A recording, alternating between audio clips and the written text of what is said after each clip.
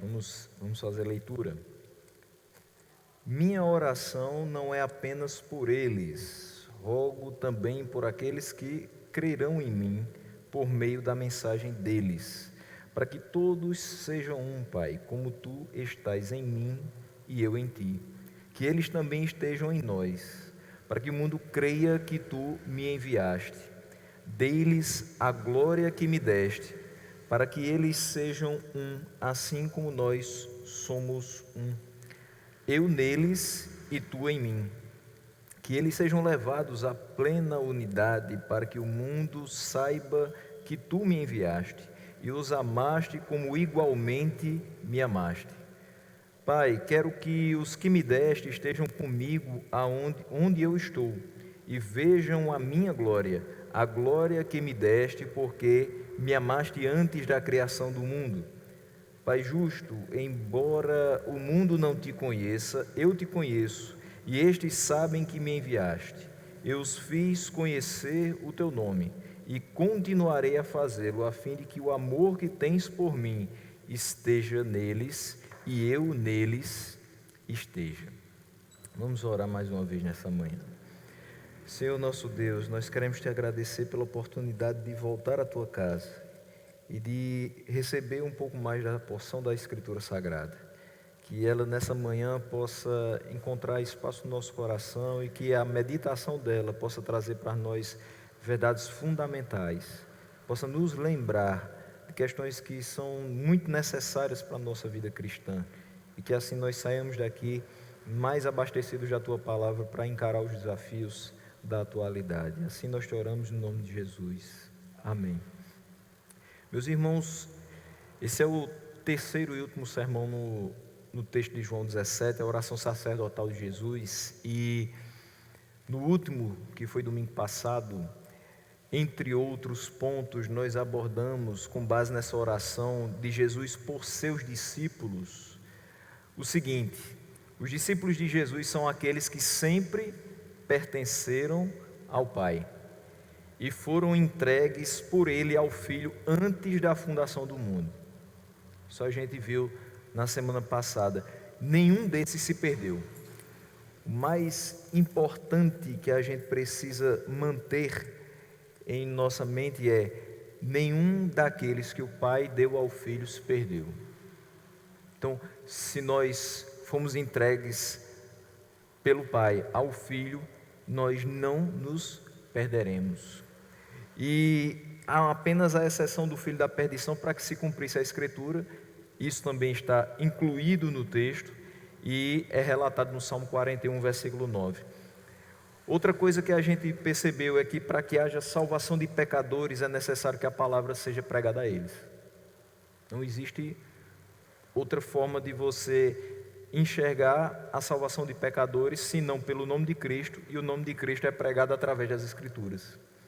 E não há de forma alguma outro caminho que não seja esse, para que também seja gerado fé no coração desse pecador, porque a fé vem pelo ouvir, e ouvir a palavra de Deus.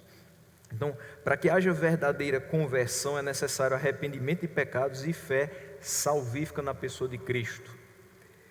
Outra questão que a gente falou é que os discípulos de Jesus foram encontrados no mundo, mas já havia a certeza de que eles seriam de lá retirados. Eles não permaneceriam no mundo. Por quê? Porque eles não pertencem ao mundo, como também o Jesus não pertencia ao mundo. Então ele diz sempre: eu não sou do mundo, como também eles não são. E a oração, os discípulos de Jesus então não devem viver como alguém que está no mundo, como alguém que pertence ao mundo, mas se santificar dia após dia para a glória de Deus. E a oração de Jesus revela que o seu desejo não é pelo bem temporal dos discípulos. Ele não pede que Deus Pai alivie as dores dos discípulos. Ele não pede que Deus Pai alivie os sofrimentos dos discípulos, que lhes dê uma caminhada tranquila, que todas as pessoas que escutarem a palavra de Deus através deles sejam receptivas, que eles não tenham nenhuma oposição, que eles não sejam perseguidos, que eles não sejam rejeitados. Então a oração dele não é pelo bem temporal dos discípulos, mas pela sua santificação. E isso necessariamente vai trazer glória ao Pai. Sempre que você perceber os discípulos de Deus sendo santificados, isso vai trazer necessariamente glória ao Pai. E sendo glorificado o Pai, é glorificado o Filho, é glorificado o Espírito. Isso a gente também falou desde o início. Então hoje a gente chega ao ponto final dessa oração, quando ele vai orar por todos os crentes. Certamente é o que está aí na sua Bíblia. Jesus ora por todos os crentes. Esse é o subtítulo da terceira parte. E nessa última parte, ele vai orar por aqueles que já haviam sido alcançados pelas boas novas, mas também por aqueles que haveriam de crer. No iníciozinho do sermão passado eu falei sobre isso, que ele ia citar aqueles que haveriam de crer.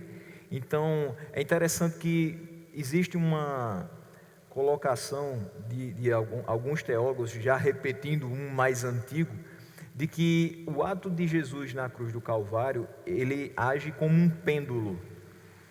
Ele é feito no momento presente, mas ele tem efeitos para o passado e ele tem efeitos para o futuro. Ou seja, o sacrifício de Cristo, ele tanto cobre os pecados de quem viveu antes daquele momento, quanto depois daquele momento.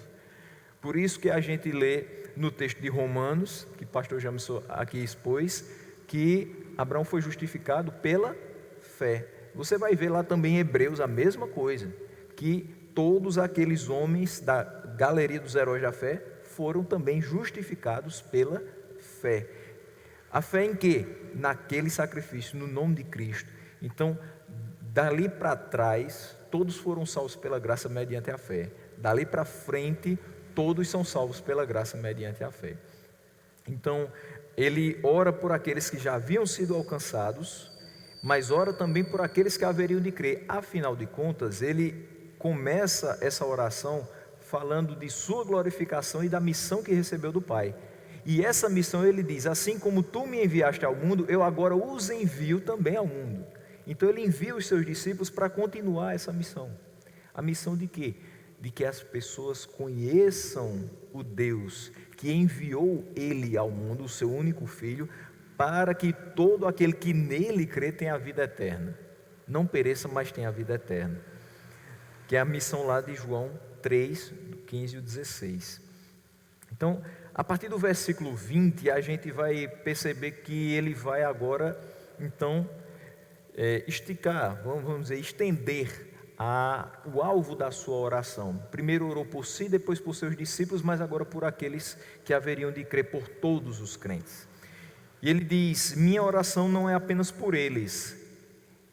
Quando ele fala esse eles, ele está se referindo a quem ele acabou de citar no versículo 19. Olha o que é que o versículo 19 diz: em favor deles eu me santifico, em favor dos discípulos, para que também eles sejam santificados pela verdade. E essas pessoas que ele cita aqui, ele está citando lá a partir do versículo 16: eles não são do mundo, como eu também não sou. Santifica-os, esse os é referente a eles, então santifique a eles na verdade, a tua palavra é a verdade, assim como me enviaste ao mundo, eu os enviei, eu enviei a eles ao mundo. E ele diz: em favor deles eu me santifico, para que também eles sejam santificados pela verdade. Mas ele não ora simplesmente por eles, ou seja, o alvo da parte intermediária da oração, da segunda parte da oração, ele ora também por outros. Ele orou por si, orou por eles, pelos discípulos, mas agora ora também por aqueles que crerão em mim. É a continuação do versículo 20. Então, rogo também por aqueles que crerão em mim por meio da mensagem deles. Veja só, aqui é um trabalho praticamente gramatical, para que a gente entenda. Ele diz o tempo todo, eles e agora deles. Ele orou pelos discípulos, para que esses discípulos fossem, de fato, santificados por Deus, para que pudessem cumprir a missão que ele tinha dado quando os enviou ao mundo. E que missão é essa? De pregar o Evangelho a toda criatura. E de ir e batizá-los em nome do Pai, do Filho e do Espírito Santo, aquele que a gente vai ver no Evangelho de Mateus. Então, para pregar o Evangelho é necessário que você esteja sendo santificado todos os dias. A mensagem do Evangelho ela é poderosa, e mesmo que você não tenha uma pessoa extremamente santa pregando esse Evangelho, ele vai chegar aonde Deus quer que ele chegue. Às vezes a gente, na nossa linguagem popular, a gente diz assim: será que Deus usa o vaso quebrado, o vaso rachado, o vaso emborcado, essas coisas todas?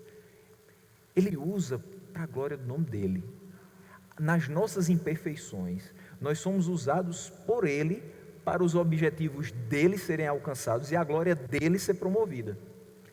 Mas é interessante que a gente permaneça tão imperfeito e que a gente não busque a santificação por saber que ele usa do jeito que nós estamos.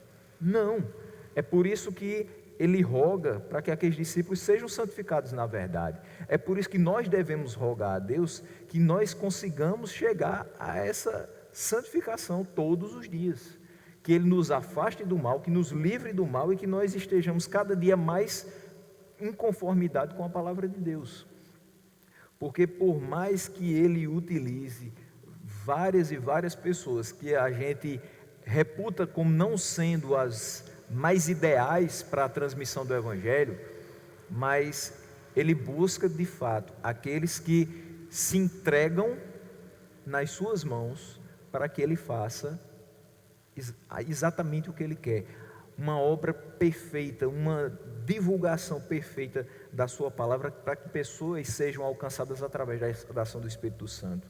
Então é importante que nós estejamos santificados, que nós busquemos a santificação e que nós transmitamos fielmente a palavra do Senhor, para que ele possa ser de fato glorificado e pessoas sejam alcançadas pelo Evangelho.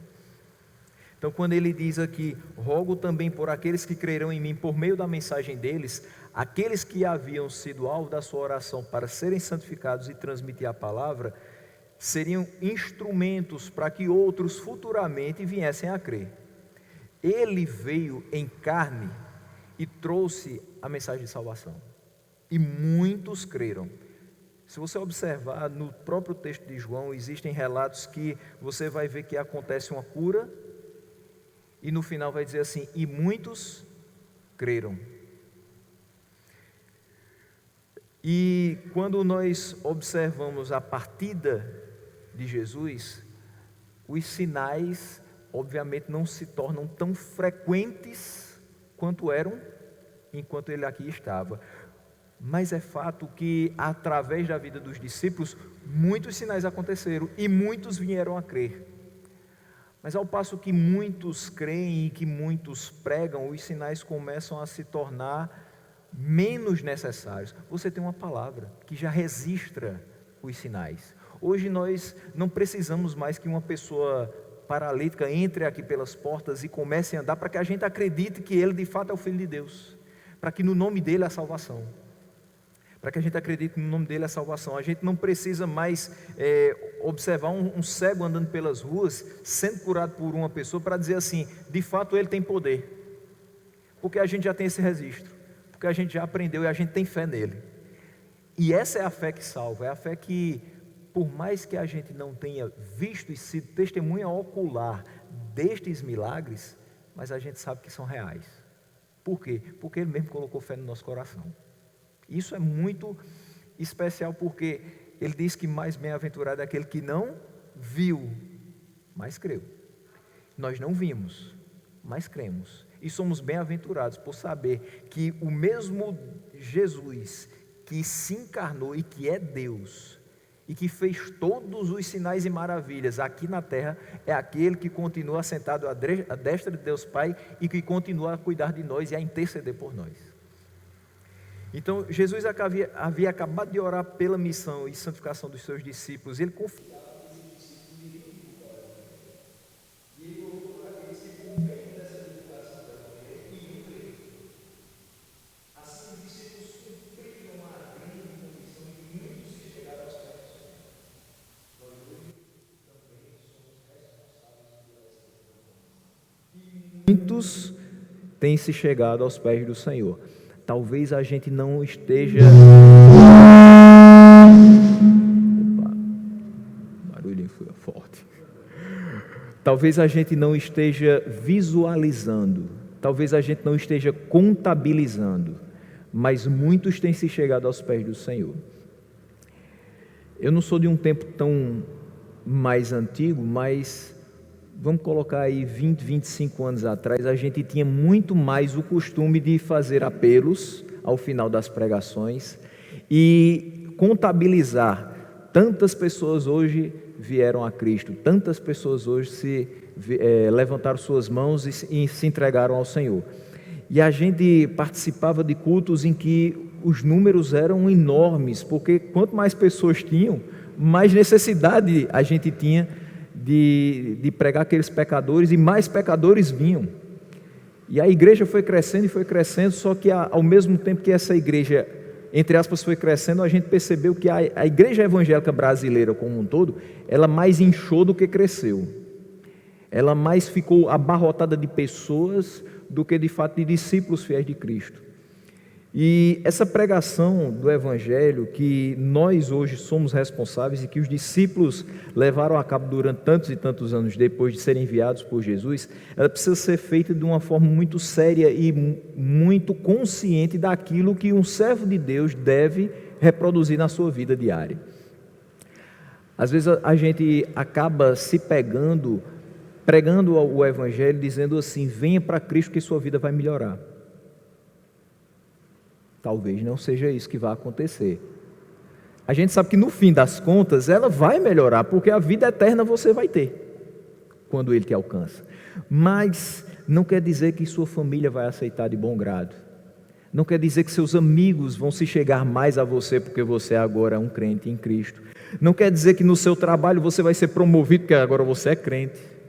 Às vezes você perde o emprego, às vezes você perde a família, às vezes você perde dinheiro, mas você não perde mais a vida. E isso é o que deve ficar na nossa pregação. Você pode perder tudo, mas se você não perder a fé em Deus, você não perdeu nada.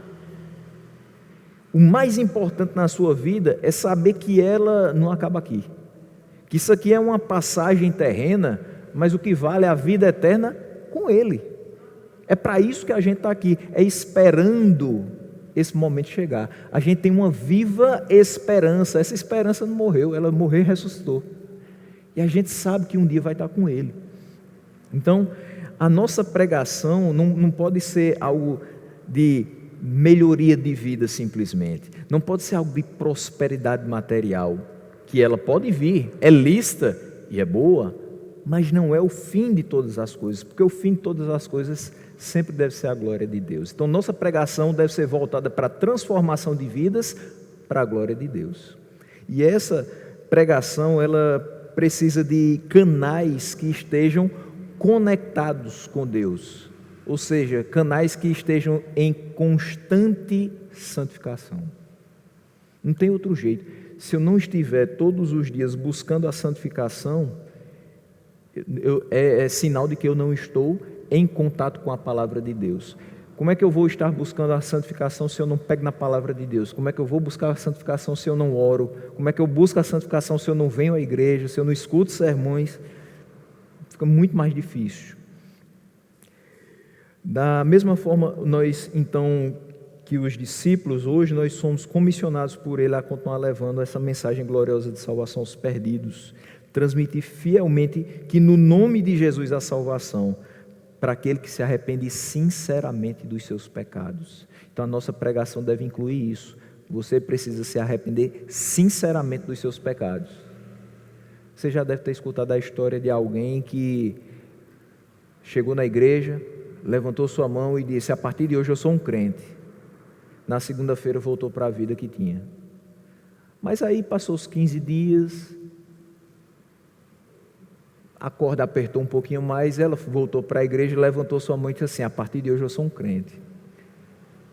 Aí na segunda-feira voltou a fazer tudo de novo.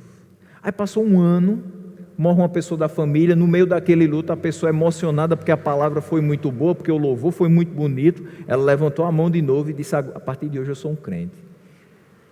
Tem gente que vive de fazer isso e nunca se firma. Eu já conheci pessoas que contam: eu acho que eu já estou bem na 8ª vez que eu levantei a mão. Você levantou sua mão e não entregou seu coração. Você se decidiu, mas você não foi convertido. Existe uma diferença abissal entre você se decidir por alguma coisa e você ter a capacidade de fazê-la. Por exemplo, eu vou decidir parar de comer açúcar. Com muita força de vontade, talvez você consiga. Mas é totalmente diferente de você dizer assim: eu fui convertido por Deus. Eu fui atraído a Deus pela pregação do Evangelho, que me traz Cristo como sendo a solução para a minha vida. O Espírito Santo, através daquela pregação, transformou o meu interior e agora eu tenho novas prioridades, eu tenho um novo pensamento, eu tenho novas atitudes, eu tenho uma nova vida. Eu sou uma nova criatura. Não se decide ser uma nova criatura, se torna uma nova criatura através da ação daquele que pode todas as coisas. E muitos vão crer na palavra que nós pregamos, se de fato a palavra que nós pregamos, nós também vivemos. Infelizmente, a gente não tem visto uma quantidade grande de pessoas sendo convertidas, ou pelo menos o relato dessas conversões, porque muito do que se prega, infelizmente, não se vive. O fato de eu dizer aqui, eu acho que muitos pastores concordam com isso, que quando pregamos primeiramente para nós mesmos, porque se a palavra não fizer eco no nosso coração, se ela não transformar primeiramente a nossa vida, por que pregamos? Se não cremos no que pregamos, então estamos fazendo tudo errado. Mas o fato de dizer que eu prego primeiramente para mim, não pode ser porque eu sou réu de tudo aquilo que eu digo que está errado. Entenda que eu não posso me apresentar como sendo aquele que produz todas as falhas que um ser humano pode produzir e mesmo assim chega aqui como sendo um doutrinador para outras pessoas. Eu sou falho porque eu sou pecador e porque eu sou humano, mas eu preciso estar em constante correção. E o meu Deus certamente tem me corrigido todos os dias nas falhas que eu tenho. E assim é com cada um de nós. Para quê? Para que a minha vida e a sua vida seja para o louvor da sua glória. E para que a minha pregação e a sua pregação possa realmente encontrar lá na frente ouvidos abertos. E que o Espírito Santo se utilize da nossa pregação para o convencimento de vários e vários pecadores do pecado, da justiça e do juízo. Então, a palavra que nós pregamos, muitos vão crer nela, não por nós. Não é porque nós somos eloquentes, não é porque nós somos inteligentes, mas é pelo que reside nela, o poder que reside nela, de transformar o pecador em um regenerado, através da ação do Espírito Santo. Todos os crentes verdadeiros, de épocas passadas, de hoje e de tempos futuros, estão incluídos nessa oração. A oração que diz: rogo também por aqueles que crerão em mim por meio da mensagem deles. E por que Jesus roga pelos que haverão de crer na mensagem que vai ser pregada? E ele diz no versículo 21, para que todos sejam um, como tu estás em mim e eu em ti. E ele diz também que eles também estejam em nós, para que o mundo creia que tu me enviaste. Então, um pouco do que eu falei semana passada a respeito da unidade. Nós temos como marca distintiva, diferencial da igreja, a unidade. E essa unidade leva pessoas a crerem que de fato Jesus Cristo foi enviado por Deus. Não dá para a gente se prender a determinadas questões que nos levam a estar longe dos nossos irmãos. É fato que naquilo que divergir doutrinariamente, que não for base fundamental do cristianismo, a gente não dá para ter comunhão com todo mundo. Mas eu falo de questões que são secundárias, às vezes muito menos do que secundárias. Questões muito pequenas que fazem com que a gente hoje esteja muito distante de pessoas que são verdadeiros filhos de Deus. Às vezes a gente tem por mais que a gente goste, por mais que a gente ame, por mais que a gente batalhe para o progresso da nossa denominação, mas a gente não pode ter um amor denominacional que nos feche totalmente para o resto do povo de Deus. A gente deve ficar alegre quando visitar outra parte do povo de Deus, e a gente deve recepcionar alegremente outras pessoas dessa família que adentrem o espaço que nós habitamos. Nós fomos chamados para ser um povo, nós fomos chamados para formar um corpo, e esse corpo dividido, fragmentado, fica fraco.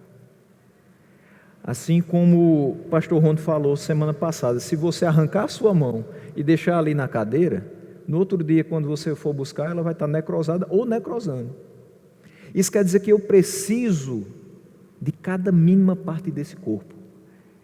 Eu preciso daquele meu irmão que eu nem conheço e que está muito distante de mim, mas eu preciso dele. Por quê? Porque eu preciso me esforçar por manter a unidade no Espírito. Eu preciso me esforçar por manter a unidade que é marca da igreja. Eu não posso ser um vetor de separação, um pivô para separar a igreja, para dividir a igreja, para trazer contenda à igreja.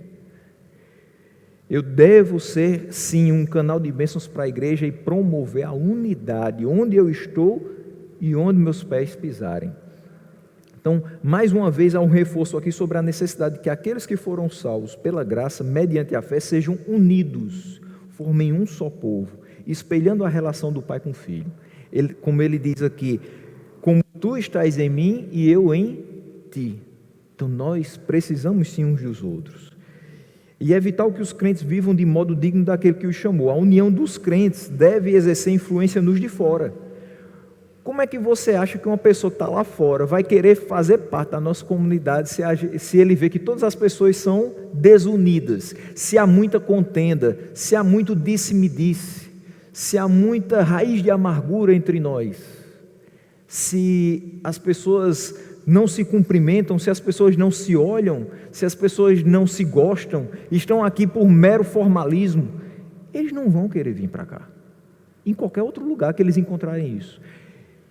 Até para a gente no trabalho, você não quer estar num setor do seu trabalho onde as pessoas se odeiam, onde as pessoas não se cumprimentam, onde as pessoas não se ajudam.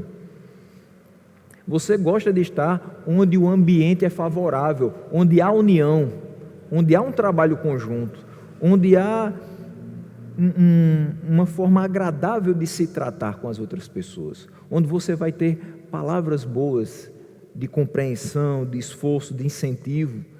Você não vai querer estar onde as palavras que são proferidas magoam as outras, ferem as outras, por mais que não seja a intenção de quem as falou.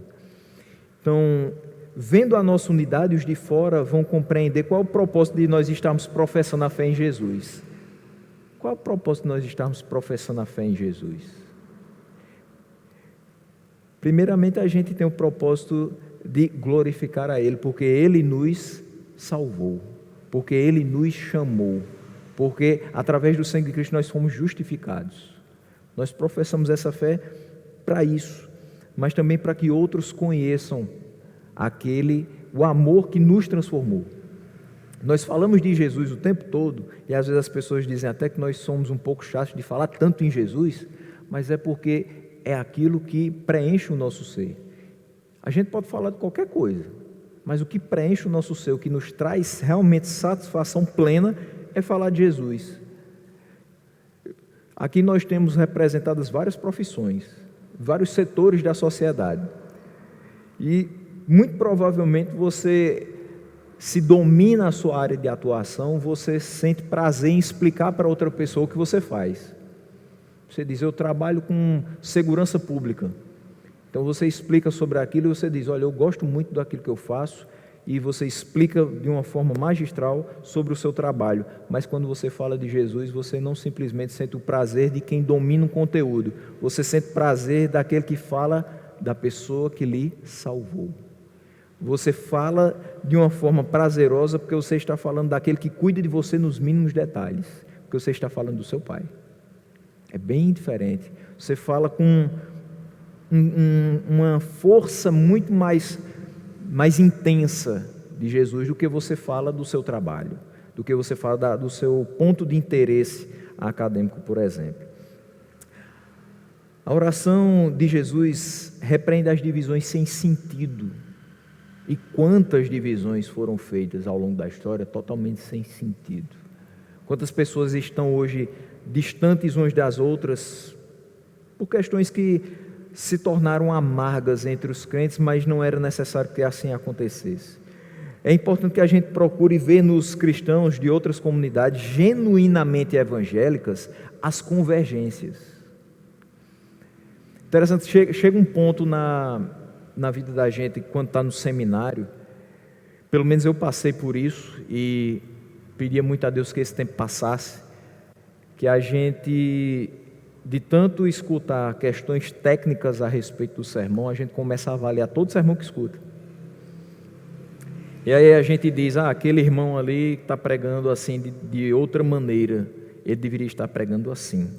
Eu estou escutando, procurando erro, escutando, procurando divergências.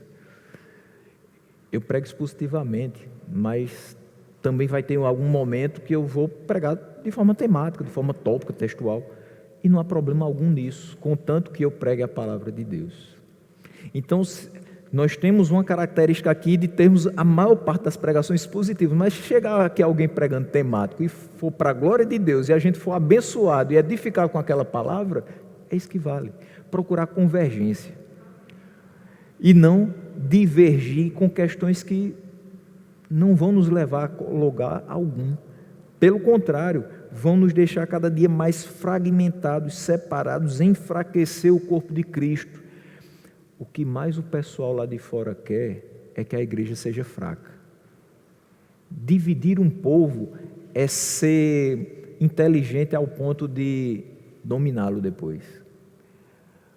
O Brasil hoje padece não só porque as camadas da sociedade são muito fragmentadas. Daqui a pouco você vai ter um estacionamento com vaga para cada tipo de pessoa.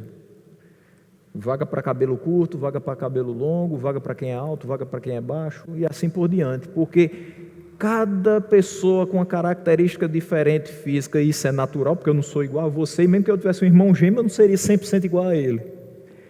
Mas cada pessoa com uma característica diferente hoje briga por ter um direito diferente do outro.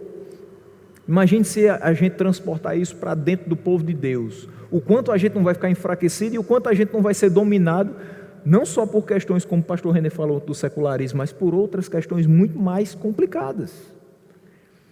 Mas nós não fomos chamados para isso. Fomos chamados de fato para estar juntos. Então, longe de nós qualquer promoção de divisão, qualquer contenda, qualquer embaraço entre aqueles que foram chamados unicamente para viver em santidade e união e para o louvor da glória de Deus. O versículo 22 diz: dei-lhes a glória que me deste, para que eles sejam um, assim como nós somos um. Os crentes devem ser caracterizados pela humildade e pelo serviço, assim como Cristo. E neles paira a glória de Deus. Quando a gente olha o texto das cartas de Pedro, ele fala muito acerca de humildade e de serviço. Cristo deixou isso para nós. Ele se esvaziou da sua glória para trazer a nós essa salvação.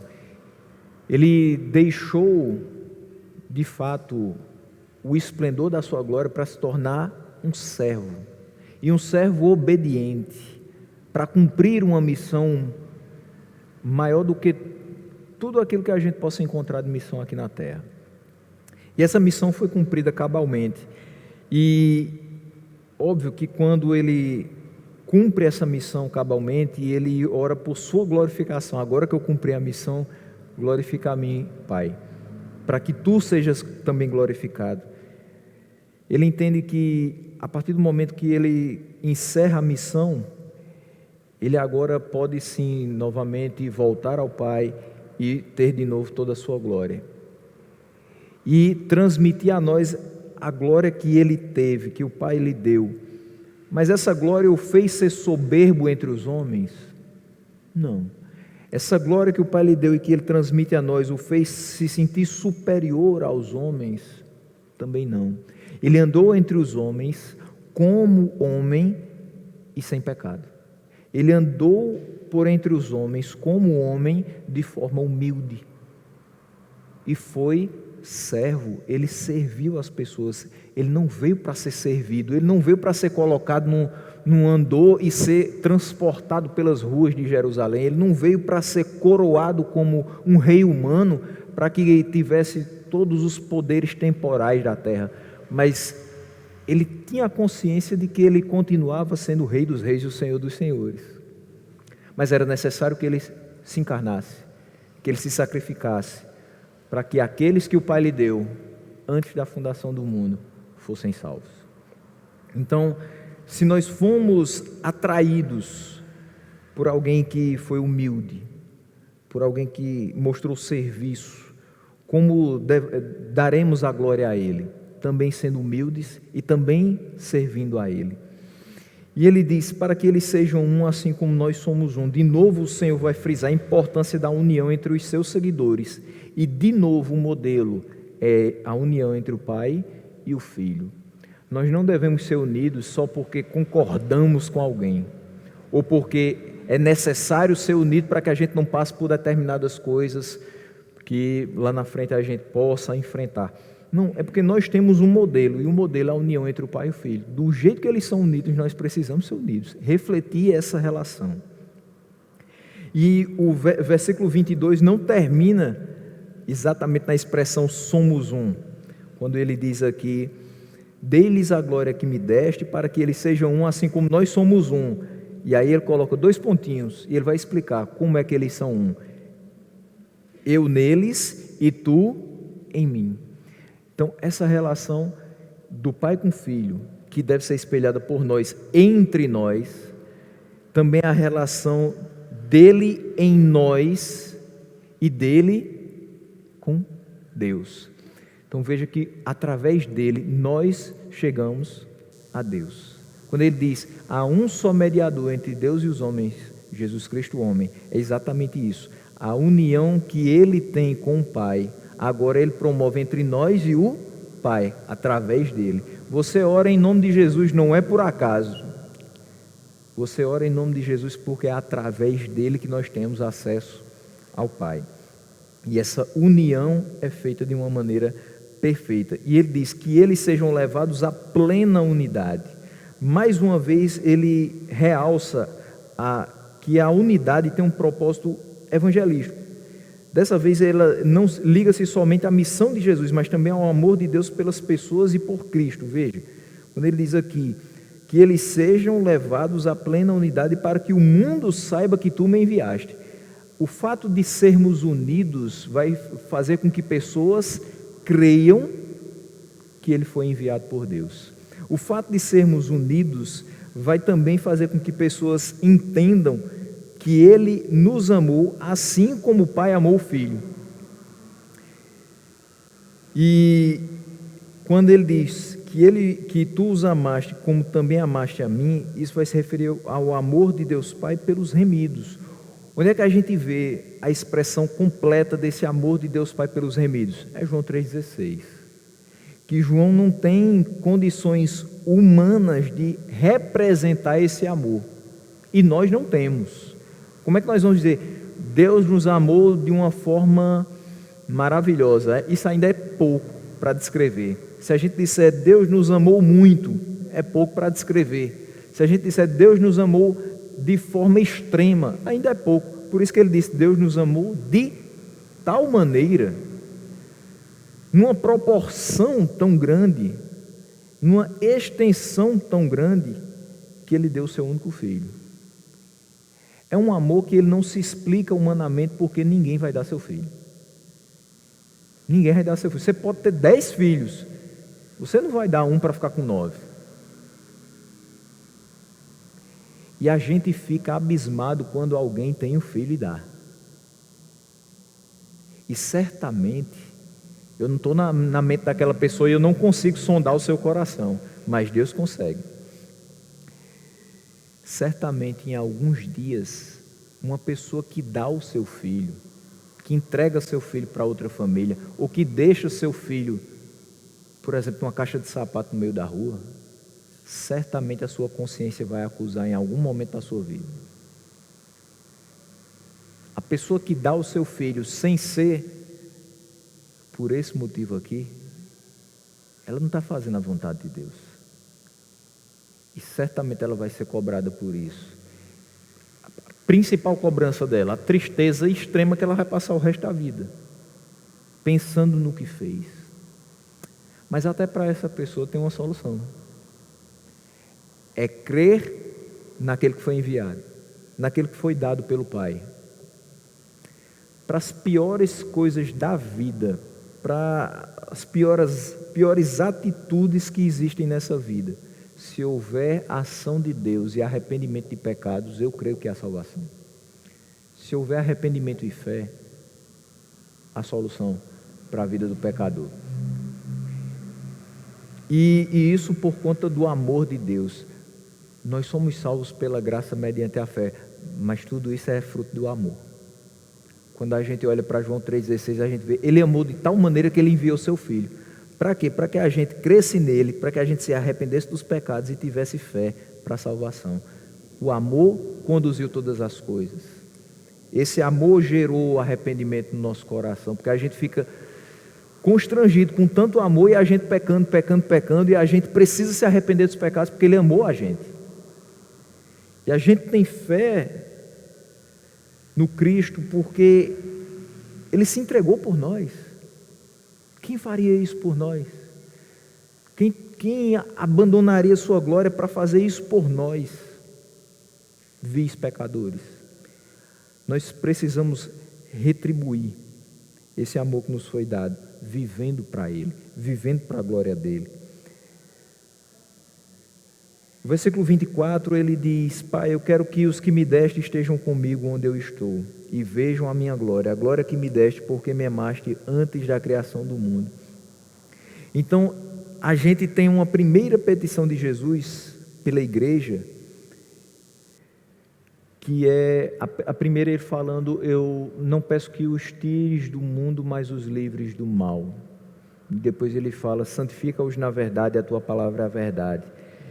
Ele não pediu por bem-estar temporal, mas pediu por santificação. Agora ele não pede por prosperidade temporal para os discípulos e nem para a igreja. Ele pede para que onde ele estiver, também aqueles que o Pai o deu, esteja também. Ele pede por santidade e unidade na terra e reunião dos santos no céu. Estar com Cristo é o maior anseio do cristão. Quando ele fala que eles estejam comigo onde eu estou e vejam a minha glória, isso deve ser o nosso maior anseio, é estar com Ele. O maior anseio do cristão não deve ser construir coisas belas nesse mundo, não deve ser juntar tesouros na terra, mas de fato deve ser estar com Ele. Isso deve encher o nosso coração, isso deve ser um anseio do nosso coração. Filipenses 1:23, a gente vê ali Paulo expressando a sua vontade de estar com Cristo, mesmo sabendo da necessidade de permanecer com os santos para completar a missão com os de Filipos. E ele diz: eu estou pressionado dos dois lados, desejo partir e estar com Cristo, o que é muito melhor. Mas depois ele diz: mas eu preciso permanecer no corpo. Então veja, ele está pressionado dos dois lados porque sabe que precisa ainda fazer algo na terra. Existe uma missão a ser completada para com aqueles irmãos. Mas ele também sabe que o desejo de estar com Cristo e estar com Ele é incomparavelmente melhor. Enquanto a gente ainda tiver algo a fazer, alguma tarefa a realizar na terra, é importante que a gente faça e faça com todo o vigor, na dependência do Espírito Santo, mas nós temos algo que é incomparavelmente melhor do que viver nesse mundo, que é o que vai vir após a nossa morte, que é a nossa vida eterna com Cristo. Então, estar com Cristo deve ser o maior anseio do cristão. Não estou querendo dizer com isso que você deve desejar a morte todos os dias, mas você deve desejar estar com Cristo. Por enquanto que estamos aqui na terra, como estar com Cristo? Ele está conosco todos os dias. Ele já está conosco. Nós não saímos da presença dele. Mas como estar com Cristo? Como estar nos sentindo cada dia mais próximos de Cristo?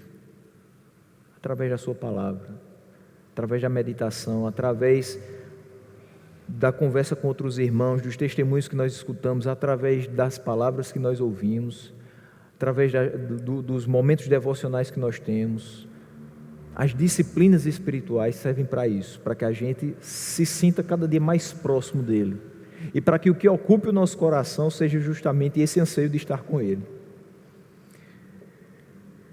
1 Tessalonicenses 4,17, falando sobre a vinda do Senhor, nós temos o seguinte: depois disso, os que estivermos vivos seremos arrebatados juntamente com ele nas nuvens, para o encontro com o Senhor nos ares, e assim estaremos com o Senhor para sempre.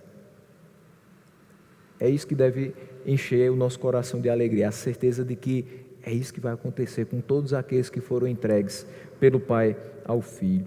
No versículo 25 ele diz: Pai justo, embora o mundo não te conheça, eu te conheço, e estes sabem que me enviaste.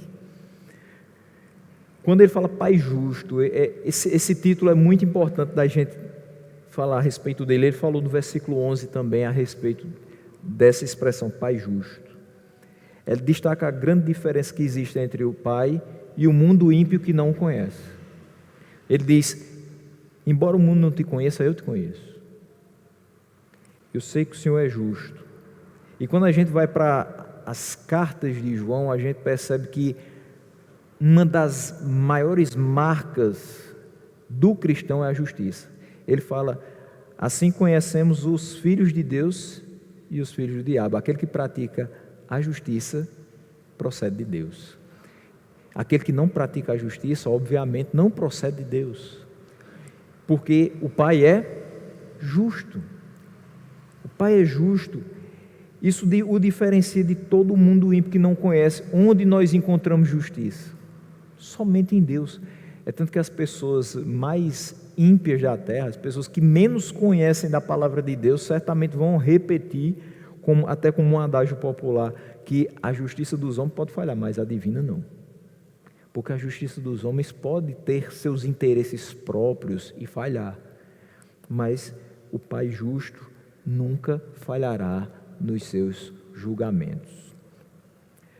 Ele diz: eu te conheço. Cristo é o Filho de Deus, sem pecado, da mesma essência do Pai, por isso que ele o conhece. E nós sabemos que o Pai o enviou pela sua palavra e pela missão que ele cumpriu na terra. Através dessa palavra aqui, a gente sabe quem é Jesus, e a gente sabe que ele de fato foi enviado pelo Pai. Por tudo que ele fez aqui, não poderia ser diferente. E o Espírito Santo nos testifica no nosso coração que de fato Jesus Cristo é o Filho de Deus. E Deus responderá todas as orações do Filho. O Filho, conhecendo o Pai, não pedirá ao Pai qualquer coisa que seja diferente de sua vontade. Se nós conhecemos a Deus através da sua palavra, dificilmente faremos orações que sejam contrárias à sua vontade. Quanto mais lemos a palavra, quanto mais essa palavra habita ricamente no nosso coração, quanto mais nós nos enchemos dela, mais em conformidade com Ele estaremos. E mais as nossas orações serão atendidas, porque serão feitas também em conformidade com essa palavra. Então, Hebreus 7, 25, 26, falando de Jesus como sacerdote permanente, ele diz: portanto, ele é capaz de salvar definitivamente aqueles que por meio dele aproximam-se de Deus, pois vive sempre para interceder por eles. É de um sumo sacerdote como este que precisávamos, santo, inculpável, puro, separado dos pecadores, exaltado acima dos céus. Cristo aqui está orando por todos os crentes, inclusive aqueles que haverão de crer na sua palavra. E é de um sacerdote como esse que muitos ainda precisam. Ele é santo, ele é inculpável, Ele é puro, ele é separado dos pecadores, ele é exaltado acima dos céus.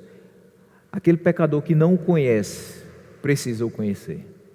Aquele pecador que ainda está morto nos seus delitos e pecados, precisa reviver através do conhecimento de Cristo. Ele intercede por eles e o Pai responderá à sua intercessão, à sua oração. Ele pede que guarde e o Pai o guardará. Ele pede que o santifique e o Pai o santificará.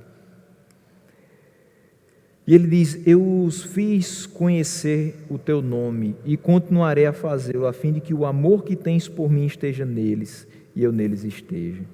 Cristo vai continuar o seu ministério como profeta da igreja por meio do Espírito Santo. Ele aqui estava falando, e ele vem falando desde o capítulo 14. Essa grande oração é a consumação do discurso que vem do capítulo 14 até o capítulo 16. Ele vem falando que quando ele for, o Espírito virá, deixará o Consolador. E através desse Consolador, ele vai continuar o seu ministério como profeta da igreja. João 16, 12 e 13. Tenho ainda muito que lhes dizer, mas vocês não podem suportar agora. Mas quando o Espírito da verdade vier, ele os guiará a toda a verdade. Não falará de si mesmo, falará apenas o que ouvir e lhes anunciará o que está por vir. Como nós hoje anunciamos a palavra de Deus? Como hoje nós transmitimos a palavra de Deus? Um dia nós a ouvimos e fomos atraídos por ela. A palavra nos foi pregada, o Espírito Santo se utilizou daquela pregação para nos convencer. Nós hoje olhamos para essa palavra e nós compreendemos o que lemos. E através da ação do Espírito Santo em nós, nos fazendo compreender o que nós lemos, hoje nós podemos falar dessa palavra a outras pessoas. E como falar dessa palavra a outras pessoas? Na dependência dele, nos fazendo compreender e também iluminando a mente de quem vai ouvir. Nós precisamos dele para tudo isso. E ele foi deixado para continuar esse ministério que Cristo havia iniciado. E quando ele fala a respeito do amor, a fim de que o amor que tens por mim esteja neles e eu neles esteja, a verdade do Evangelho quer trazer as pessoas para a comunhão com Deus e o amor compartilhado da Trindade. O Evangelho pregado traz as pessoas para dentro da família de Deus. Cada pecador convertido é mais um irmão que nós temos, é mais uma pessoa que se chega à família de Deus, e é mais uma pessoa que vai ser alvo desse amor compartilhado da Trindade. E é mais uma pessoa que não é que ela vai estar esvaziando o inferno, porque ela não estava lá. Lembre-se, aqueles que se chegaram a Jesus sempre pertenceram ao Pai. Por isso que eles nunca se perdem, porque sempre estiveram nas mãos de Deus. Você conhece uma pessoa na sua família que você diz assim: essa pessoa precisa conhecer a palavra de Deus. O desejo do meu coração é que ela um dia seja uma pessoa convertida ao Evangelho.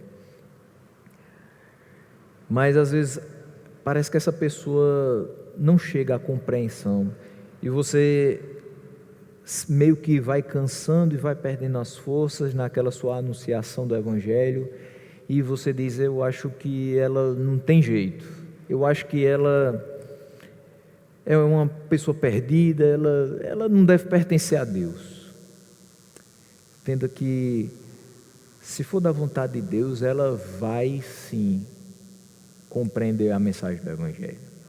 Não depende da gente, não depende da forma como a gente fala, não existe uma forma específica para que a gente pregue, para que pecadores sejam convencidos. Existe pregação do Evangelho fiel, do Evangelho genuíno, que é utilizada pelo Espírito Santo para convencer aqueles que antes da fundação do mundo o Pai entregou ao Filho. Esses, nenhum vai se perder. Pode demorar na ótica da gente, mas no momento certo eles vão ser retirados do mundo, porque eles não são do mundo, como também Cristo não era. Quero só finalizar recapitulando o que a gente viu nesses 3 momentos que a gente meditou aqui acerca de João 17. Essa grande oração sumo sacerdotal de Cristo, é a consumação do discurso antecedente, do 14 ao 16, ele anunciando a sua partida, deixando conscientes os discípulos de que era um momento de preparação deles e de também vinda do Espírito Santo. Nós vemos aqui uma amostra da obra intercessória de Cristo à direita de Deus. Ele orando por si e pela sua missão, ele orando pelos discípulos e ele orando por todos os crentes.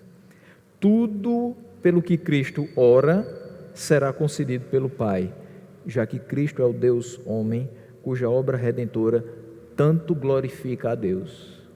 Então tudo que ele pede o Pai dá. Por quê? Porque tudo que ele faz glorifica o Pai. E de fato ele e o Pai são apenas um. Uma segunda questão é que a oração de Cristo por união muitas vezes tem sido usada como um argumento em prol da união da igreja, independentemente da doutrina e das práticas. No entanto, a gente precisa buscar a união de modo que honre essa oração. Santifica-os na verdade, a tua palavra é a verdade. Então, não existe uma união verdadeira sem fé comum nos ensinamentos da Bíblia inerrante, juntamente com uma vida comum de santidade. Nós precisamos estar unidos, mas aquilo que vai conduzir essa união, a baliza pela qual nós vamos fazer essa união é a palavra de Deus, unidos pela palavra, unidos em conformidade com a palavra. Se não tiver a palavra no nosso meio, não dá para haver união. Se não tivermos de fato fé comum nos ensinamentos dessa palavra, não teremos comunhão com as demais pessoas. E o desejo de Cristo é que os cristãos estejam com Ele para contemplar sua glória para sempre. Bem-aventurados os limpos de coração, porque eles verão a Deus. Então, que esse seja verdadeiramente também o nosso desejo, de estar com Ele e contemplar a sua glória para todo sempre. Amém? Deus possa nos guardar de todo mal, nos manter firmes na sua palavra, cumprindo a missão que Ele nos deu. Cristo foi enviado pelo Pai e depois nos enviou para que nós falássemos da verdade àqueles que ainda estão perdidos num mundo de mentiras, de falsidade, de muitas coisas terríveis que a gente já esteve lá também. Mas pela sua graça, nós que não somos do mundo, fomos deles retirados. E através da nossa pregação, pela graça dele, pela ação do Espírito Santo, muitos ainda serão retirados. Essa é a nossa oração, que muitos sejam retirados do mundo e que possam desfrutar do amor, da graça, da misericórdia do Pai por todas as suas vidas.